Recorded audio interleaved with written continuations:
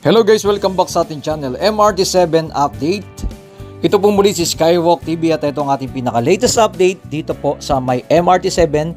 Ito po yung tinatawag na joint station mga kababayan na magkoconnect ang MRT7, ang LRT1 extension at ang MRT3. Ayan, salamat sa isang mabuting pagkakataon na tayo muli nakapag-update.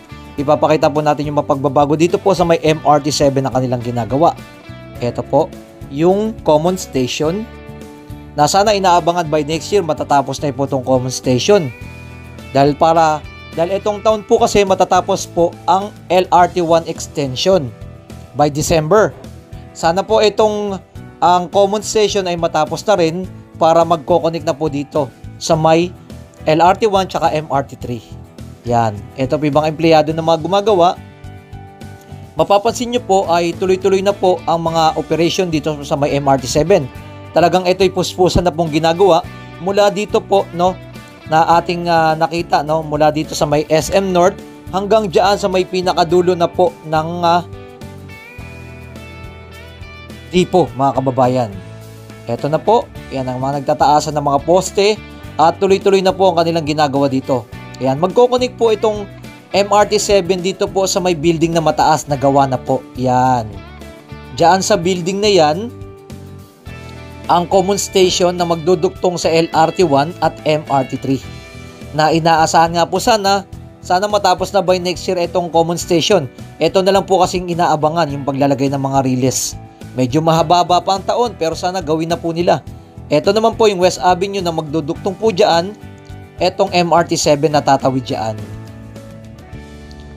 Ayan, dire-diretso po yan. Nakita na rin po niya sa ating mga unang video na meron na po silang mga palatandaan dyan sa may pinakadulo o hanggang saan yan. Na sana sa mga hinaharap din ma-connect din po yan itong MRT7 hanggang dyan sa may LRT2. Wow, napakaganda ko sana ganun mangyari Asing connect na mangyayari. Na gusto talaga ng na inaasahan ng mga kababayan na hindi na mahihirapan sa biyahe. Ganun sana po mangyayari. Kung ma-connect po sana to soon. Wala pa po kasing project yan, hanggang dito pa lang sa West Avenue Pero nakikita natin, papunta po kasing West Avenue, papuntang Manila. Na sana mai-connect doon. Nandun po kasi yung LRT2 naman. Sa mga hinaharap, sana po magawa nila yun. May mag-propose, wala pa naman po. Naisip lang natin. Pero dito po muna tayo, ito po yung MRT7, yung joint station, ay ito na po ang ating pinaka-latest update. Yan, marami na po sila na ikabit dyan ng mga steel girders at makikita nyo na po malapit ang mai-cover na po. Yung lahat po ng station nitong MRT7, ito na lang po yung pinaka nahuhuli. At yung University Station.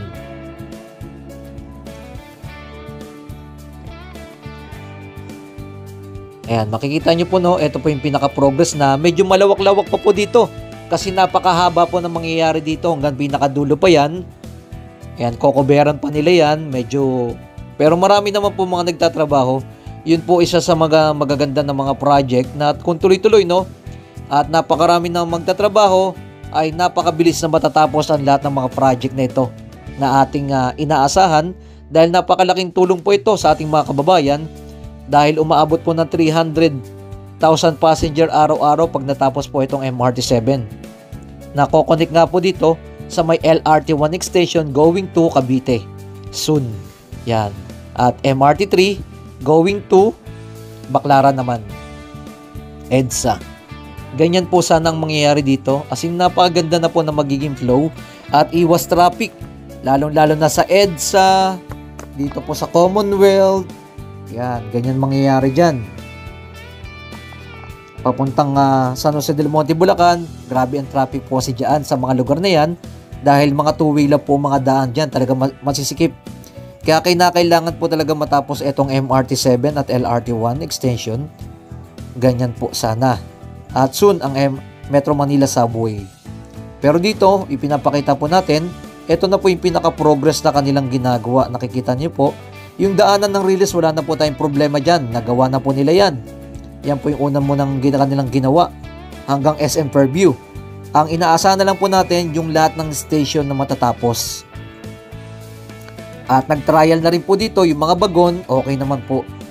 Kaya station na lang po ang ating inaabangan. At ito pa po, isa sa napakalaking proyekto ng Metro Manila Subway na magkakaroon tayo kauna-unahan sa ating bansa na subway na pangunguna ng JICA. At tuloy-tuloy na rin po ang mga nagtatrabaho dyan, talagang walang tigil. Mula Lunes hanggang Linggo, walang day off po sila dyan. Talagang minamadali na po nila yung gawin. At yung lahat ng mga station ay nakikita naman natin, napakalaki na po ng progress mula sa dito po sa Ugong Valenzuela hanggang dito po sa Quezon Avenue. Nakikita na po natin, sinisimulan na rin po nila ang mga station. Yan po ang ating inaasahan naman. Nako-connect naman po yung Metro Manila Subway hanggang dyan po sa NAIA Terminal 3 hanggang Bikutan. Yun. 17 station ang ating inaabangan dyan na magko-connect. 33 kilometers po ang Metro Manila Subway.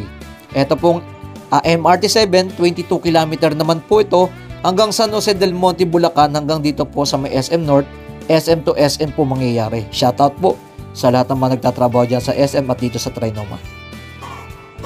Yan po yung mga napakalaking proyekto na sana'y inaasahan ng ating mga kababayan na tuloy-tuloy na pong matapos, na sana'y mabilis ma-develop.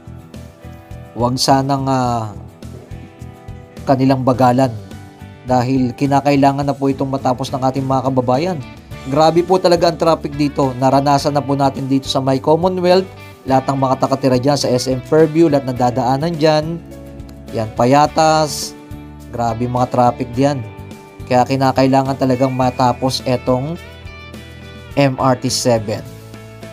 At syempre, itong common session, dahil napakatagal na po ito.